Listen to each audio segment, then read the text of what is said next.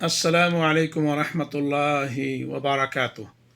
الحمد للہ رب العالمین والصلاة والسلام علی رسولہ الکریم، اما بعد۔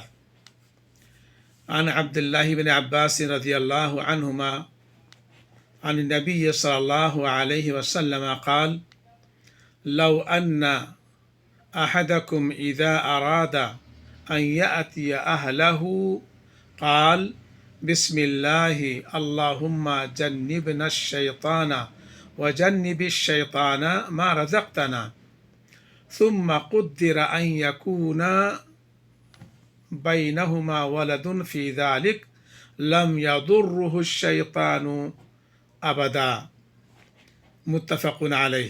معزز سامعین ناظرین، متفق علیہ روایت بخاری مسلم کی کہ حضرت عبداللہ بن عباس رضی اللہ تعالی عنہما بیان کرتے ہیں کہ اللہ کے نبی صلی اللہ علیہ وسلم نے ارشاد فرمایا کہ اگر تمہارا ایک آدمی اپنی بیوی کے پاس ہم بستری کے لیے جائے تو یہ دعا پڑھ لے۔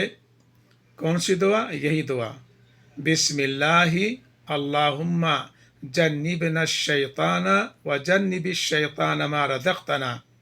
یہ دعا پڑھ لے تو پھر فائدہ کیا ہوگا؟ اللہ کے نبی صلی اللہ علیہ وسلم نے فرمایا تو ان کے درمیان جو اولاد بھی مقدر ہوئی اسے شیطان نقصان نہیں پہنچا سکے گا۔ معزز سامعین ناظرین، میں نے بتایا کہ یہ بخاری اور مسلم کی روایت ہے۔ اس سے معلوم ہوا کہ مستحب اور مسنون ہے کہ جب آدمی اپنی بیوی کے پاس ہم بستری کے لیے جائے تو بسم اللہ کہے اور یہ دعا پڑھ لے۔ تو اس کا فائدہ کیا ہوگا کہ اللہ رب العالمین شیطان کے شر سے اس کو اور اس کی اولاد کو محفوظ کر دے گا۔ اللہ تعالی ہمیں نبی کریم صلی اللہ علیہ وسلم کی سنت پر عمل کرنے والا بنائے۔